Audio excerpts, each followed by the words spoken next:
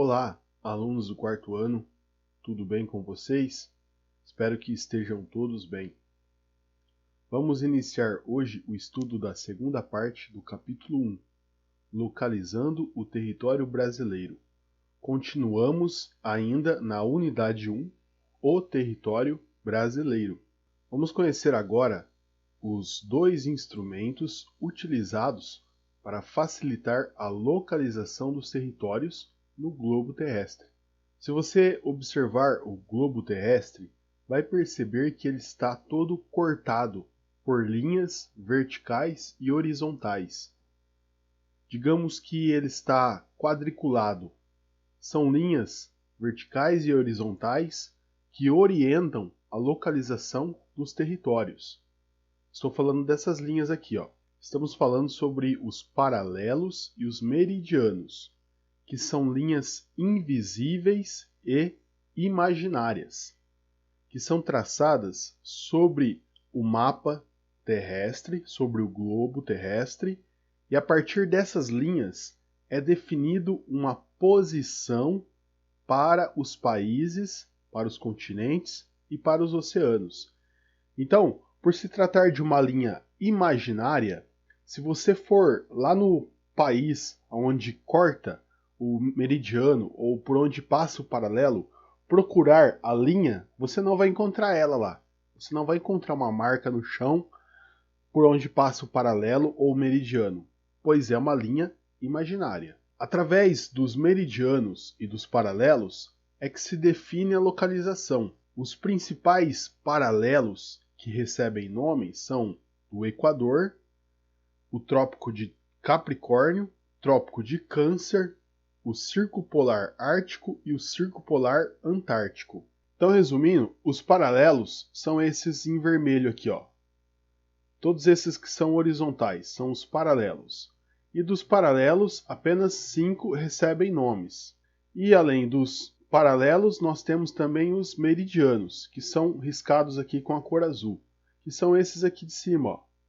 Esse outro, todos esses riscados em azul. E o principal deles, que recebe o nome, é o meridiano de Greenwich. Então, quando vai se identificar uma localização no globo terrestre, você pode falar, ele está no paralelo Equador meridiano 40. Aí vai ser esse pontinho aqui.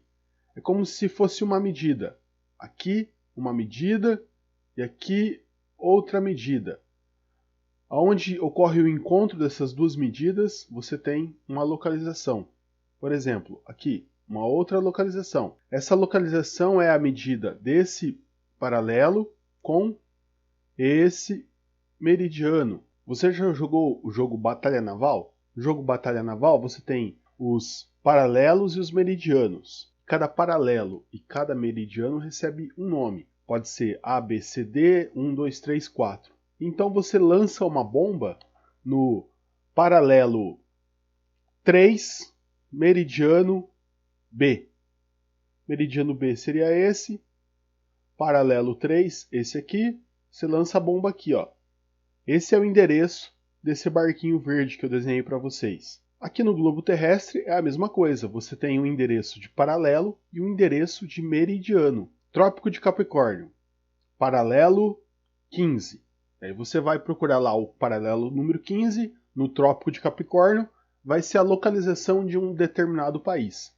Mais ou menos para vocês entenderem, essa é a ideia de se utilizar os paralelos e os meridianos. Quando você pega uma referência de paralelo e uma referência de meridiano e vai até elas se cruzarem, quando elas se cruzam, você consegue encontrar a localização de um país, de um oceano, de uma ilha, de um continente, etc.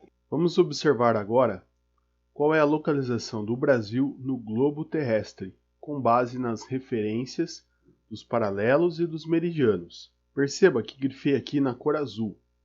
O paralelo do Equador é que divide o globo terrestre em duas partes, o hemisfério norte e o hemisfério sul. Vamos observar isso aqui no desenho, ó. Nós temos então o hemisfério norte, que é a linha do Equador, o paralelo do Equador para cima é entendido como hemisfério norte, e do paralelo do Equador para baixo é entendido como hemisfério sul. Nós, do Brasil, estamos aqui predominantemente na parte sul, um pedacinho aqui no norte, mas a maior parte do Brasil está no hemisfério sul, ou seja, abaixo da linha do Equador. Com relação aos meridianos, que dividem o globo terrestre em leste e oeste, nós identificamos ele neste mapa aqui. Então aqui nós temos o meridiano principal, que é o meridiano de Greenwich, que divide o globo terrestre em duas partes, leste e oeste. O Brasil está do lado de cá, está no oeste, né? Temos o Brasil aqui, ó. Então, estamos na região oeste, se considerarmos o meridiano de Greenwich. A parte vermelha também é conhecida como hemisfério oriental e a parte amarela conhecida como hemisfério ocidental. Aqui o texto segue apresentando alguns dados sobre o território brasileiro. Primeiramente mostrando que é fácil identificar o território brasileiro nos mapas justamente por causa do seu tamanho. É rápido e fácil fazer essa identificação. E na sequência, o livro traz alguns dados sobre a extensão territorial do Brasil. Está aqui grifado em amarelo. Essa aqui é a extensão territorial do Brasil. Seguindo aqui o texto, temos este mapa para ser analisado, os 5 países mais extensos do mundo. Vamos observar então aqui os 5 maiores países. Temos em primeiro lugar a Rússia, segundo lugar Canadá, terceiro lugar China, quarto lugar os Estados Unidos e em quinto lugar o Brasil. Então nós podemos dizer que o Brasil é o 5º maior país do mundo em extensão territorial. E portanto o Brasil muitas vezes é chamado de país continental, porque a sua extensão territorial é próxima do tamanho de alguns continentes. Por exemplo, da Oceania. Vejam aqui a Oceania no mapa. Esse aqui é um continente. E o Brasil é parcialmente do mesmo tamanho, né? Ou talvez um pouco maior, um pouco menor.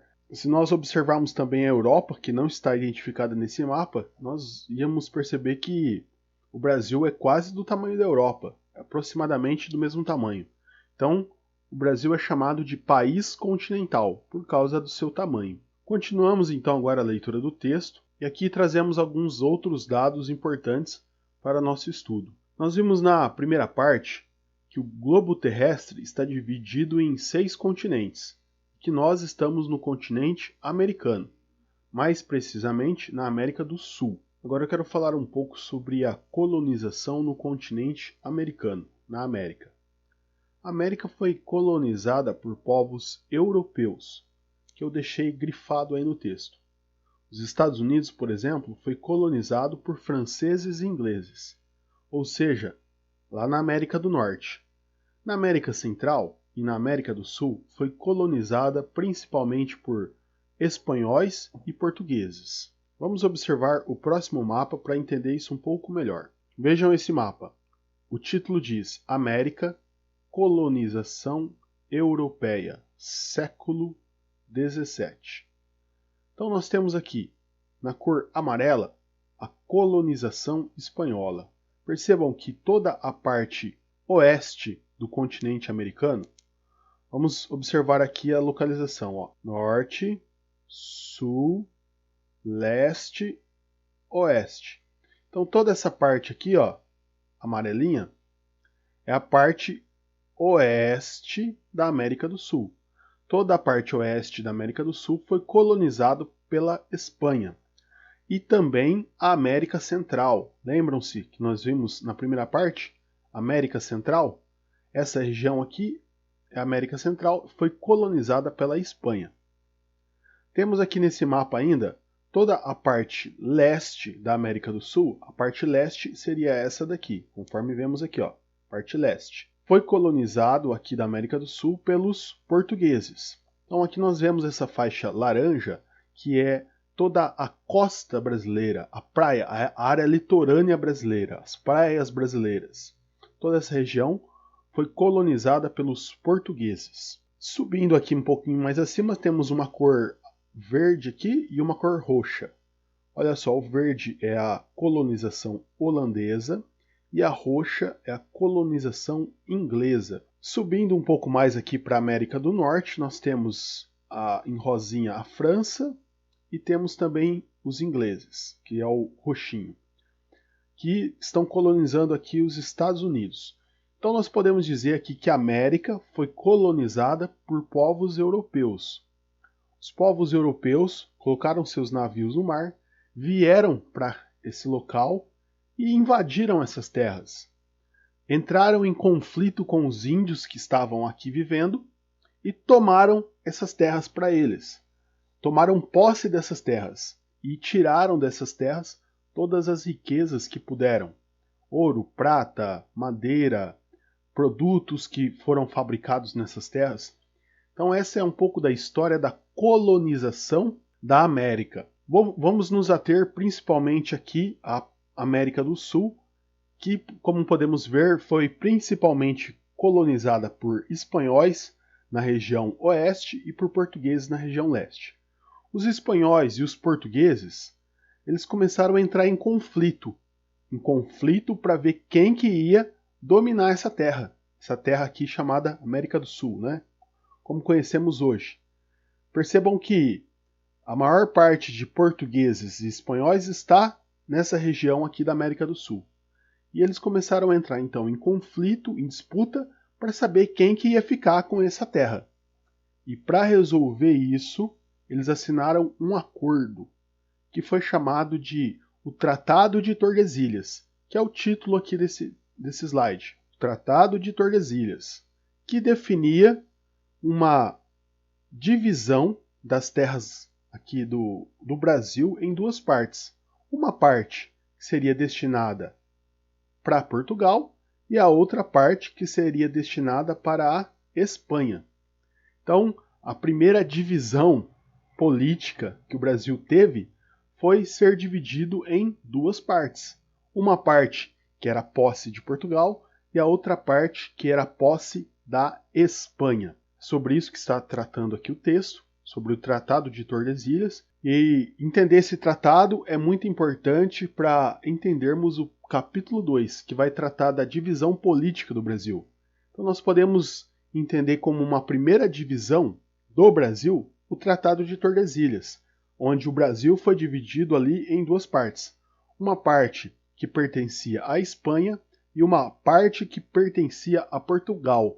E o texto diz que essa parte que pertencia a Portugal era chamada de América Portuguesa. Ou seja, uma parte da América que era dominada por Portugal. Finalizamos por aqui o estudo do capítulo 1. Eu quero deixar 3 recadinhos para vocês. O primeiro é: inscreva-se no meu canal do YouTube. O segundo, deixe seu like no vídeo. E o terceiro, deixe o seu comentário. Nos vemos no capítulo 2. Até a próxima. Tchau!